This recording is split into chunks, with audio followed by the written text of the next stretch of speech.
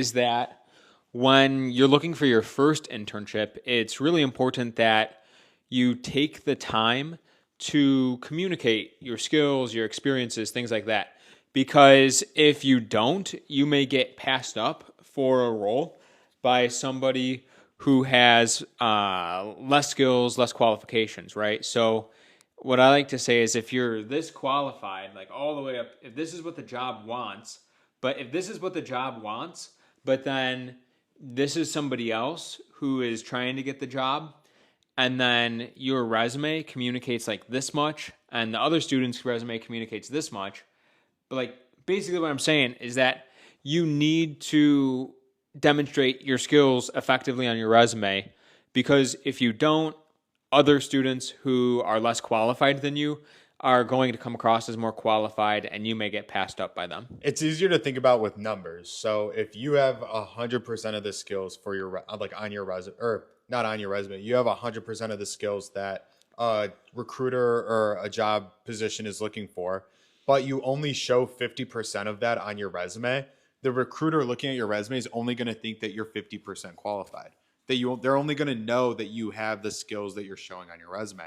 But if somebody has 70% of the skills, so you have 100%, they have 70%, you're more qualified, but they show all 70% of those skills on their resume, they're going to appear more qualified because they're sharing more of what they can do. That's what we're talking about here. And so it's all about pretty much demonstrating the skill on the resume. And another thing, I mean, you see it all the time too. Students who maybe I see it when I sometimes review student resumes. I see that students have a lot of good experience, and they maybe have a lot of technical experience with clubs and whatnot on campus, and they have a good experience, but the resume does not really communicate that effectively. And so once you start asking questions and realize what the experience actually is, you realize that they have a lot of cool experience, a lot of good hands-on experience. I think another thing though with like student clubs and organizations is that with between the both of us, we had talked about this the other day. Our personal experience was not very technical, actually.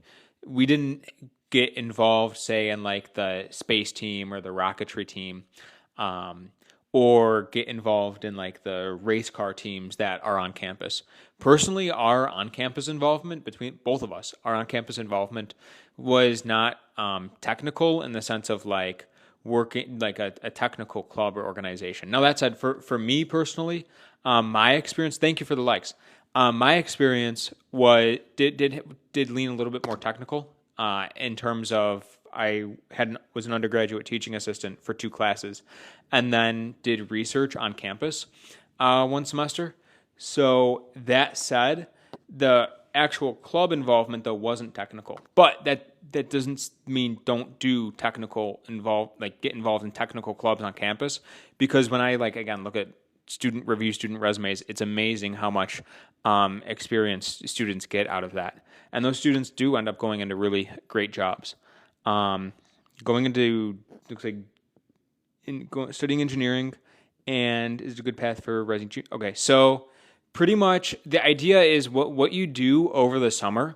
The general thing that I like to say is during your summer, and I'm giving a higher level perspective here about how to spend your summer.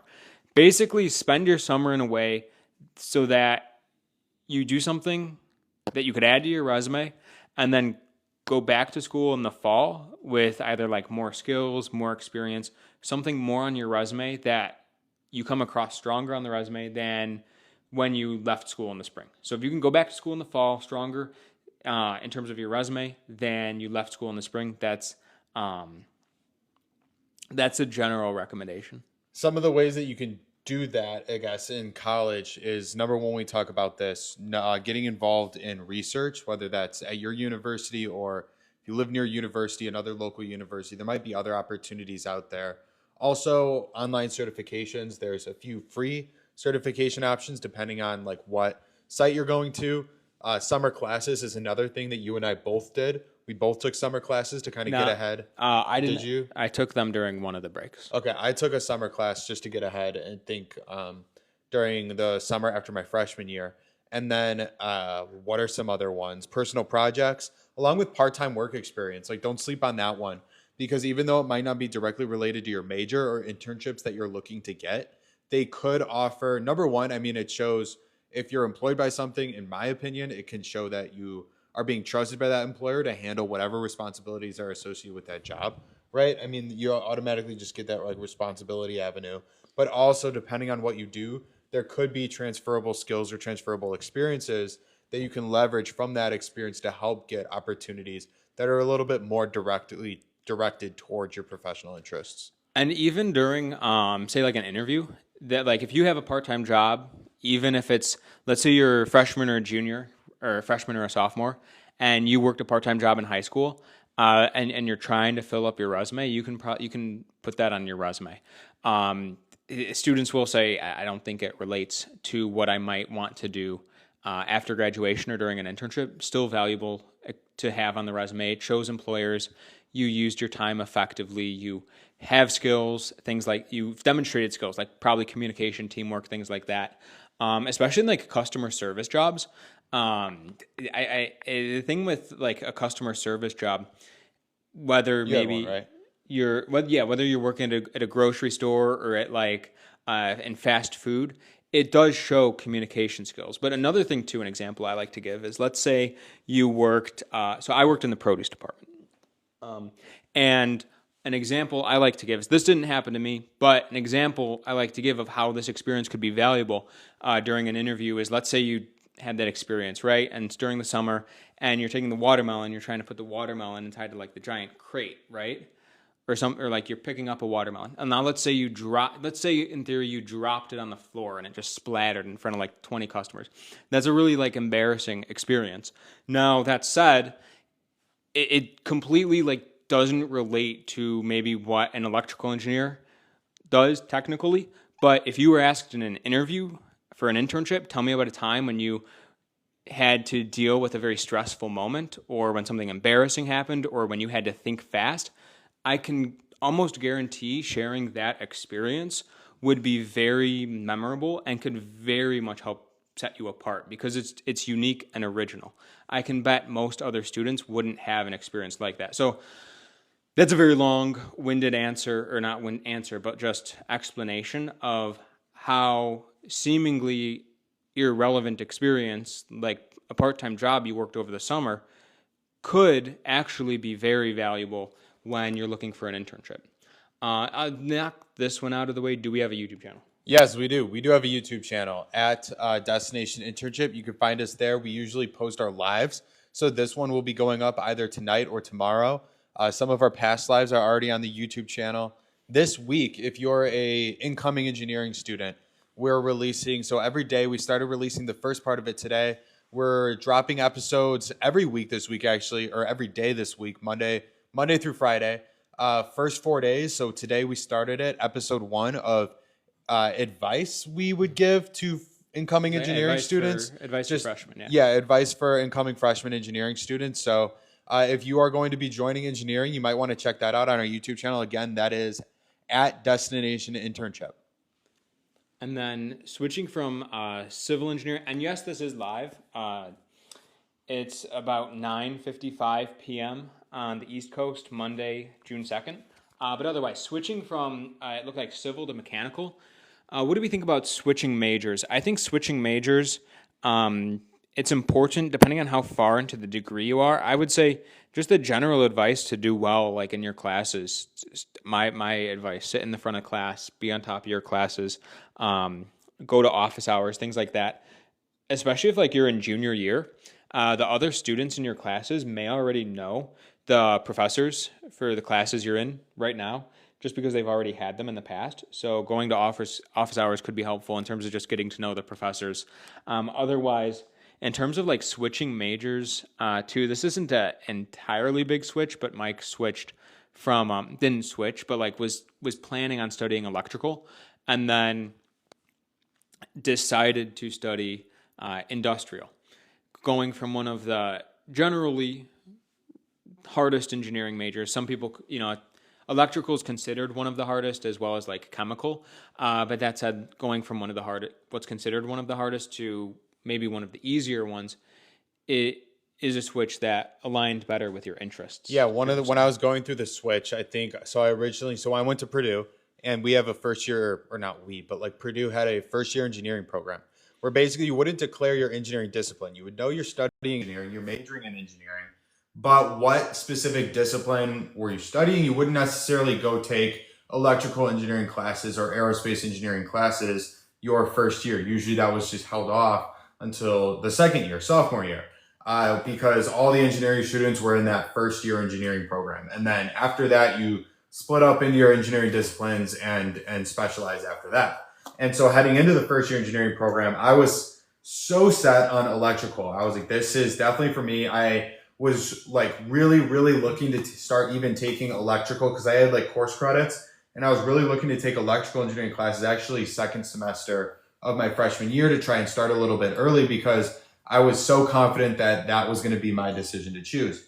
And then after learning a little bit more about the majors, after actually taking a look at the classes and actually learning a little bit more about what is electrical, what is industrial, different projects that I was doing in that first year engineering class, I felt like industrial was definitely tied way more to my interest, what I wanted to do as a career also, and what I wanted to learn about. But one of the biggest things, like you mentioned, going from what people might consider as the hardest engineering major, electrical, which I was good at math. I, wanted to like be studying electrical to be able to go into like industrial engineering, which some of my peers and everything would, say is like probably one of the more easier, if you put it that way, engineering majors, which that's topic for another time. But that was a big decision on me. Do I want to kind of do what other people might think of as the easier major? And ultimately I decided to go and it was really hard to just take that out of the decision-making process, because ultimately I wanted it to be my choice based on what I was interested in.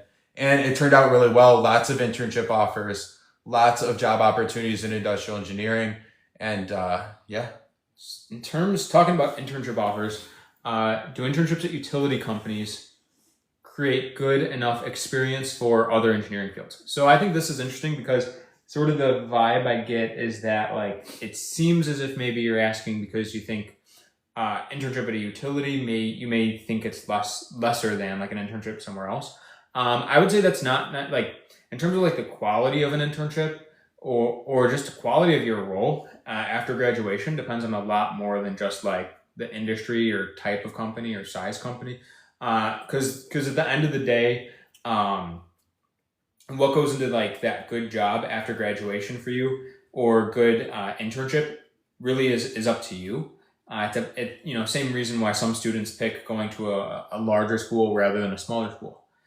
Some student might get into a large school and a small school. And they may choose to go to the small school because they just gel with that environment better, right? When who knows what this larger school is, but all their friends may think they're crazy for not going to the large school, right? So I would sort of preface my response first with the best job or internship really depends on a lot of factors. More so than what people assume or think. It could be location, type of work you're doing, the people you're working with, the product, the industry, location, if I didn't mention that. So I'll preface my answer with that. But what I would say is that honestly, it also really just depends on what you're doing, and especially in terms of internships. Like, are you getting good experience? So like Mike, his first internship actually was at a utility. So I had an internship at a utilities company. Does it create good enough experience for other engineering fields? I don't know how to exactly go about that question, but in my experience, I worked an internship at a utilities company, or like generally utilities is like part of what that company does. I would say is how I would describe it based on my understanding. But then after that freshman year internship, I got a lot of other internship offers, but worked internships second semester, sophomore year, spring co-op at Tesla, and you were able just to go to other industries. Yeah, not saying that like you have to go that if that's your route, but then after that, okay. Like, I guess the main thing I would say is it's just, you can go to, what matters a lot is the actual experience and like what you're actually doing, right? Yeah. Because especially at the internship level, you can go from like different industry to industry pretty relatively easily at the internship level.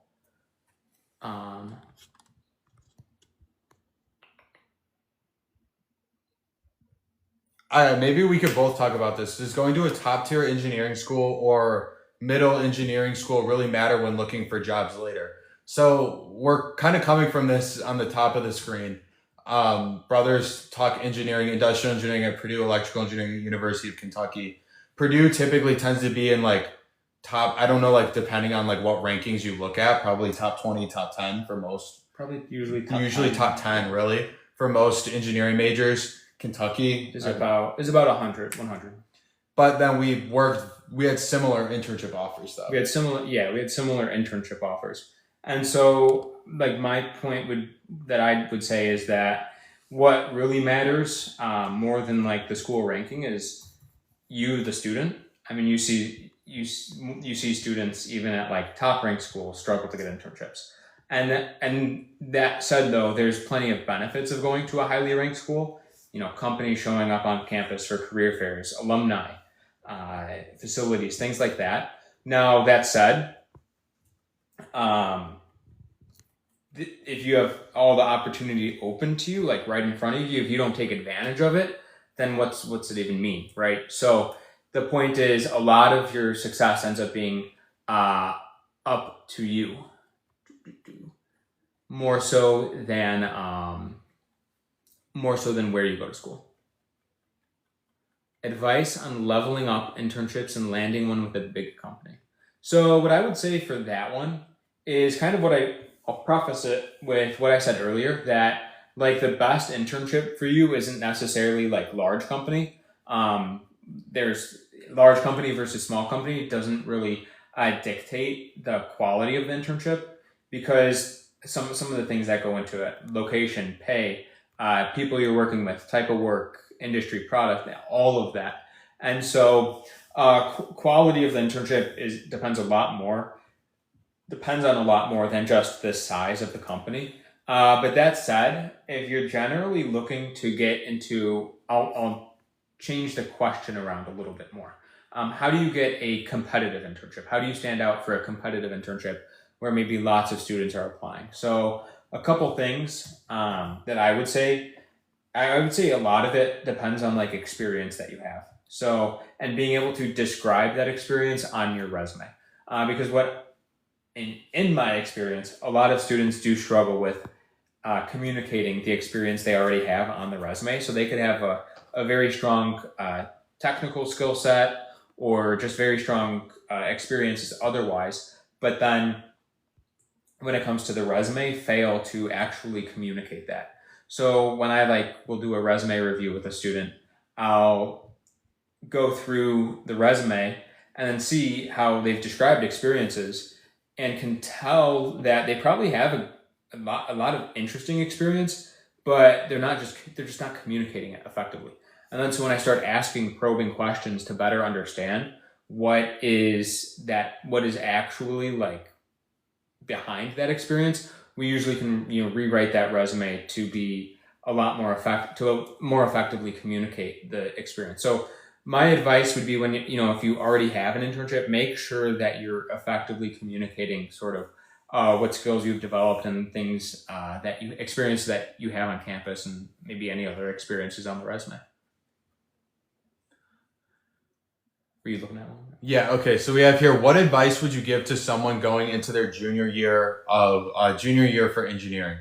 So that's right, like typically in the middle. So you have your freshman year, sophomore year as your first 2 years, and then your junior, senior as your next 2 years. I don't know what the average graduation rate is and everything like that, but if we just bucket it those 4 years like that, I think overall it like depends on where you're looking to go and what you're looking to do after your engineering degree, right?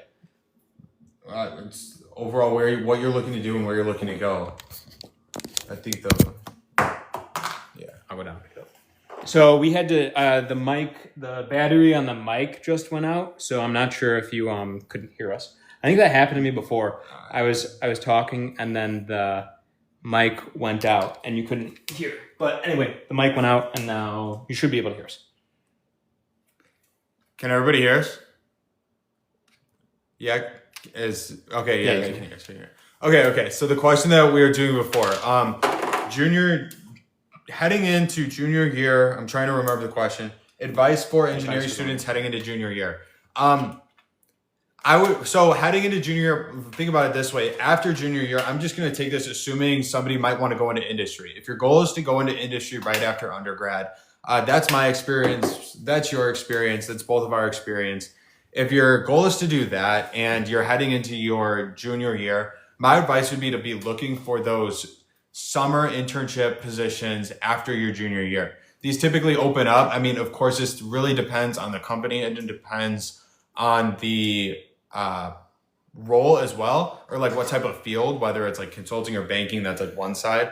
But engineering. So if you're looking for like engineering internships and everything, typically what we've seen is the recruiting cycles start to occur in late August, early September, when job openings for the following summer typically start to open up. Again, totally can like depend on the company and stuff like that. But if you're going into your junior year, that would be my strategy, is to be looking for those internships that I would want to lead into full-time offers. I think that's a big thing. Like post freshman year and post sophomore year, the way that I looked at it was try to look at things and try to build my career based on what I thought. But heading into junior year, it might be advisable to look at what do you want to do full-time, because the opportunity for the internship after your junior year is you do that internship, maybe it's 8 weeks, 10 weeks, 12 weeks over the summer. You could potentially end that internship with a full-time offer to return once you graduate the following summer. Mm-hmm. That internship, like right after junior year, is a really high leverage opportunity for you, because if you work that internship, you do well, and let's say you like it and you did well, they might give you a full-time job offer at the end of the internship. And so in theory, you're like already starting senior year with a job offer in hand. And if you take that, like you don't got to worry the whole senior year about a job pretty much, because you already got it lined up before senior year even starts. So that internship between junior year, that summer between junior year and senior year, incredibly high leverage opportunity for you. So I agree with that too. Like just late August, early September, you definitely be looking for those full-time positions, or not full-time, those internship roles, because you want to try to lock in one of those as soon as possible. Like don't hesitate to put in a lot of effort in the beginning of junior year. Because imagine it like this. It's tough, but you put in all that effort beginning of junior year, and then you land an offer, and then you basically, let's say you sign everything by mid-October. You don't have to worry for like 7 months. 7 months about an internship, right? So plus the internship. Right? So that's a huge thing I would recommend. Also, if like you feel like you don't have experience on your resume, something you can do, maybe you try to get involved in research. You could, if you're not involved in like student organizations on campus and you need experience on your resume, that's the way you can do it. Otherwise, what I would say is you could also, since it's the summer right now, if you're open to working a co-op, look for a co-op position for like fall. So it's 2025 now, fall 2025. And those are posted at many companies right now. And then spring ones, those positions will open up. A lot of them will start to open up soon, probably. In like, maybe like 2 months or so. Like that same August-ish. Here's an EE question, if you want to answer. To someone who wants to go into EE, are doing more projects better than getting good grades? Let's change it, like is having good project experience better than good GPA? So I would say if we zoom out a bit, we can, from a high level, so it's applicable to all the engineerings. Like let's talk about that, just experience versus GPA.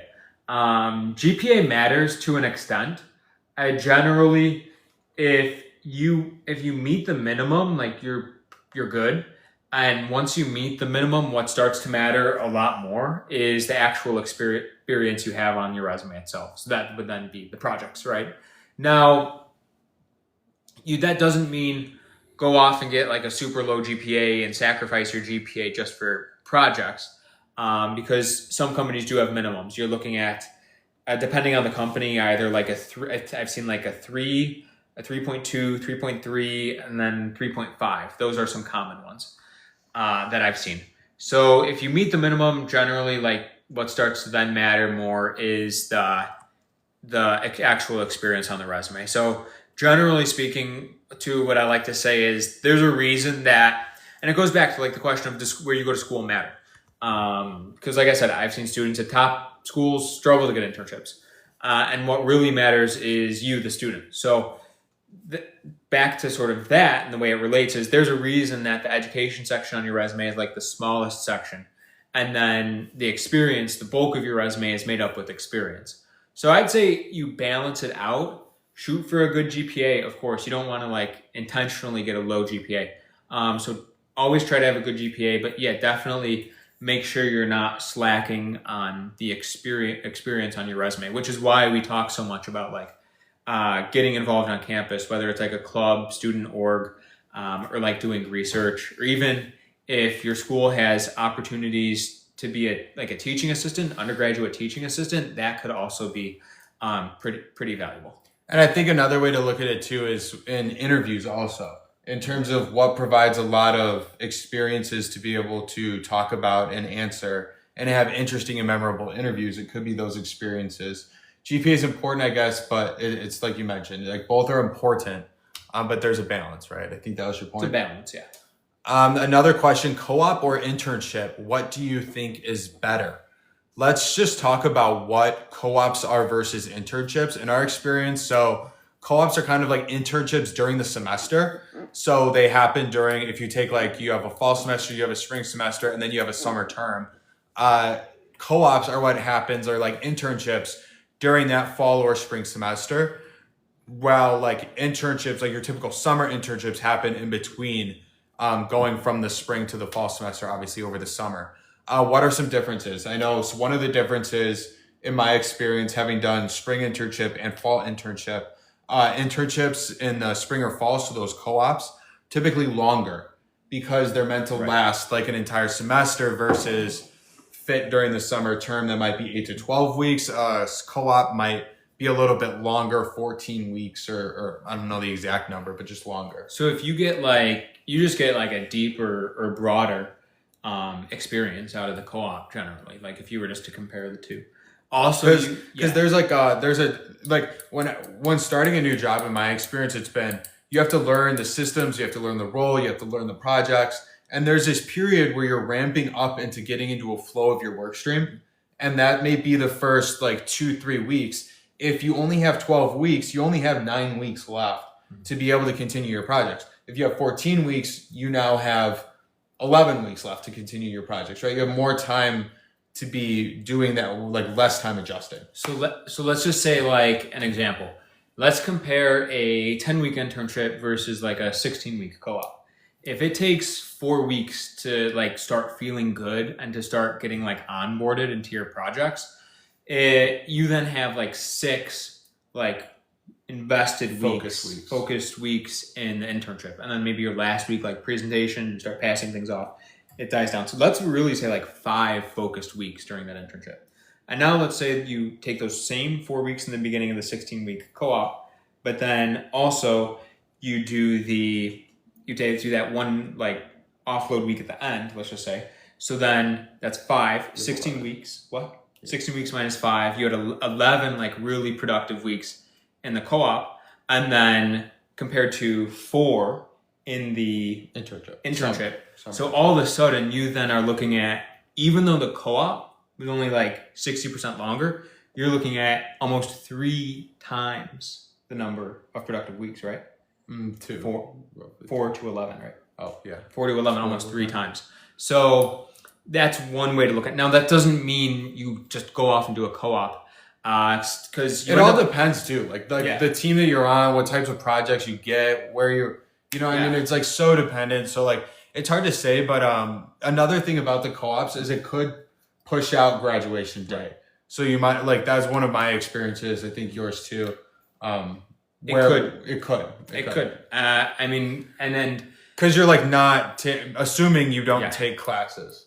assuming you don't take classes, which a lot of students don't, but some do, like even like asynchronous classwork. Now that said, there's also like a money aspect too. So let's just say you're getting paid $25 an hour, okay, to make the math easy.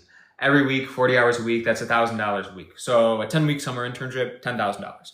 16-week co-op, $16,000. So those are fake numbers I'm pulling out of thin air, but you can see how you could earn more on absolute basis, but you are working more. That's it. Another thing too that I think is interesting with the co-op. Now, to take into account, I know we talked about delaying graduation, but another thing that's important is scheduling classes. In my experience, advisors, maybe your school's career center, are generally hopeful with working around co-ops, especially with how common they've become in recent years. And that said, though, with scheduling your classes, sometimes classes have to be taken in like sequential order at some schools, or like specifically one semester after the next. I'm talking like senior design, but otherwise or like capstone classes. Otherwise some classes are only offered during specific semesters. So maybe that's something to take into account. Another thing too that I think is interesting to talk about with co-ops, two more points. I know it's a lot, but for me, I would say it was worth it, the extra experience, even though I ended up delaying graduation. It was worth it for me. That said, another thing to consider is you might end up delaying getting a full-time salary. So even though you're making money, you are pushing out like the overall like timeline to the point where to the timeline at which you then start getting a full-time salary. I have one more thing though too, or two more. Along with the timing, some companies have like rotations where maybe they want you to rotate multiple times. Co-ops? Where like they expect you to do like 2 semesters or 3 semesters. But another thing too is that timing. I know you mentioned the timing. They could vary a lot company to company. Some companies may bring their co-ops in like beginning of summer, midsummer, and expect them to have like rest of the year.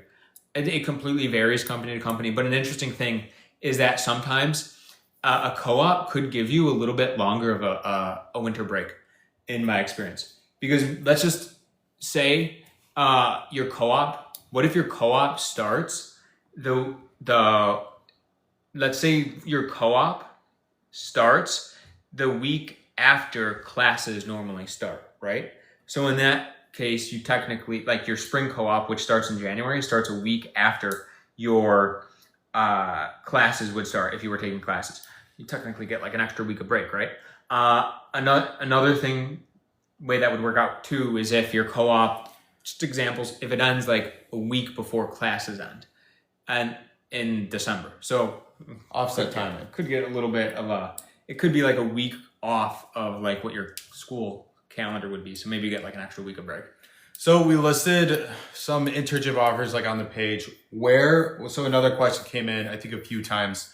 Where would you find internships? So we all had ours that got, 3 ways. On-campus career fairs, networking, and then applying online. The first internship I got that through applying online. I know. So if my freshman year, I landed 2 internship offers, one in this fall and one in the spring. The one in the fall came from the fall career fair my freshman year, and then the one in the spring came from the spring career fair my freshman year. So both offers came from career fairs.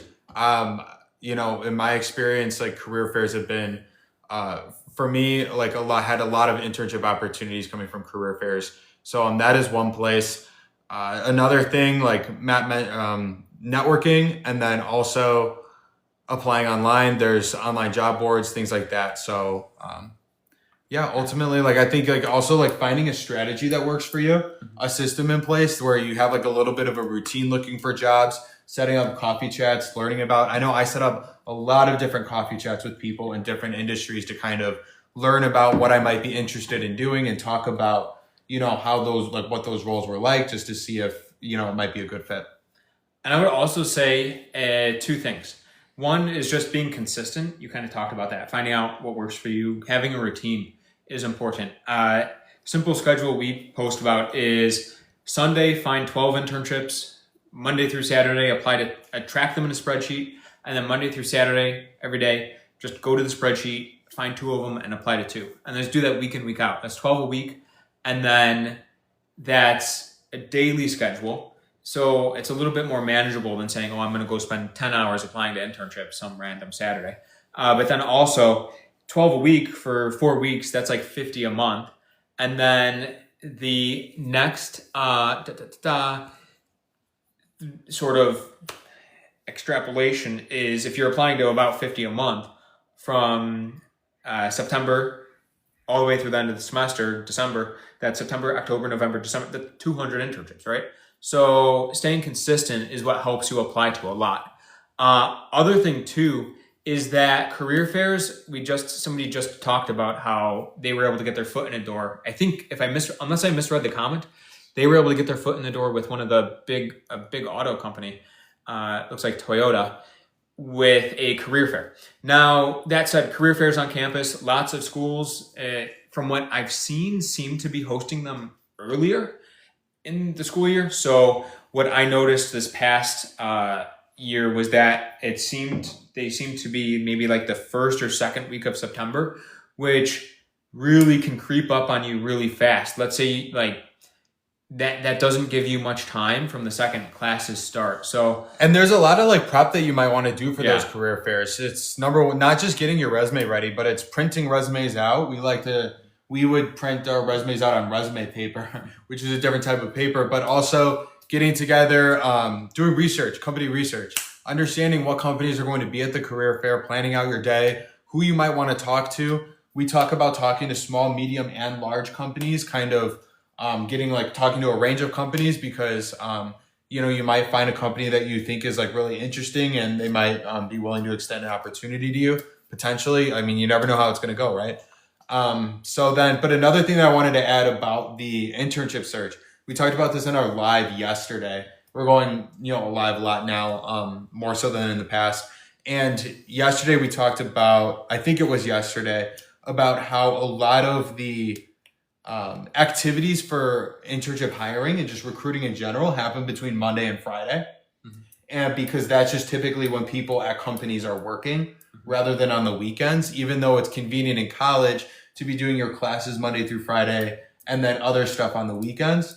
We talked about doing homework and studying and stuff that we would do on the weekends, which freed up time for those coffee chats, those interviews, those job searching, job applications during the week. Like if you're interviewing for an internship, you're probably not going to have an interview on the weekend, right?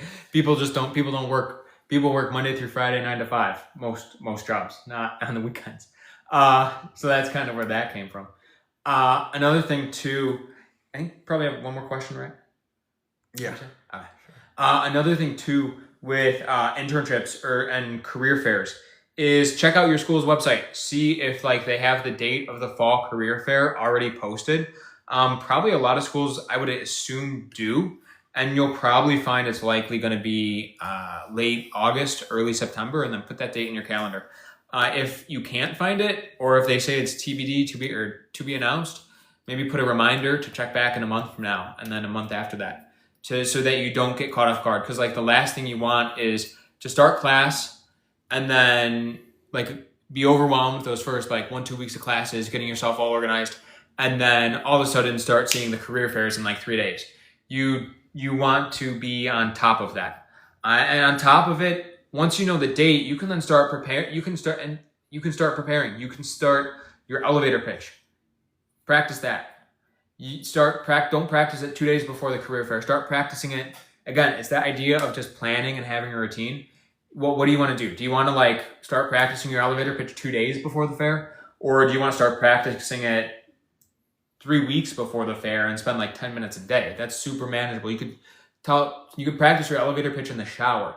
And that is think about that. 5 minutes a day, right? Times what? 10 days? That's 50 minutes. That's almost an hour. 12 days put you at an hour. So or walking between classes. Practice it in your head. I don't know. Point is just that when you're preparing, even for interviews, for exams too, space it out, give yourself enough time, because cramming generally makes things more stressful. And then with the elevator pitch too, if you take 2 days to prepare your elevator pitch versus 2 weeks, over those 2 weeks, you're going to just be thinking about it more. It's going to be on your mind more. That gives you more opportunity to maybe find opportunities to improve it. So that's another benefit of spacing it out. But do we got another one?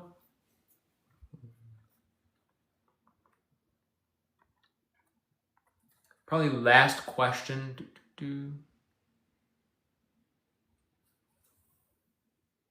do we got?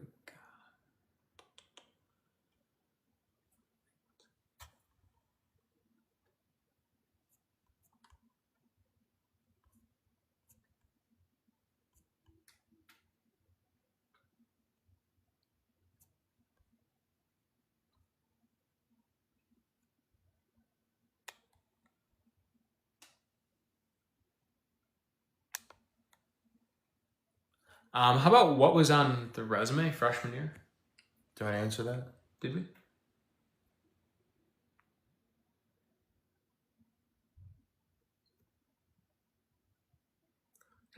Advice for incoming college freshmen. What would you Let's give? do that. What I would say is, This is for advice for incoming college freshmen. freshmen for engineering.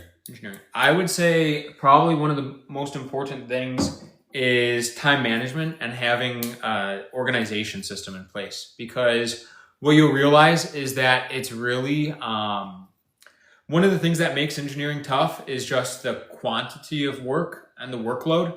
The homeworks could take one homework could take 5 hours. Unlike high school, where maybe you have a homework, I think we talked about this the other day, like every Tuesday, Thursday. Maybe in college you have one homework due every Friday, and that homework may take like 5 to 10 hours. But it could be different for different classes too. Like you might have one homework due Monday, Tuesday, Wednesday, Thursday, and Friday for like all of your 5 classes. Yep. And so the point being that being organized and having an organization system in place that works well for you is really important.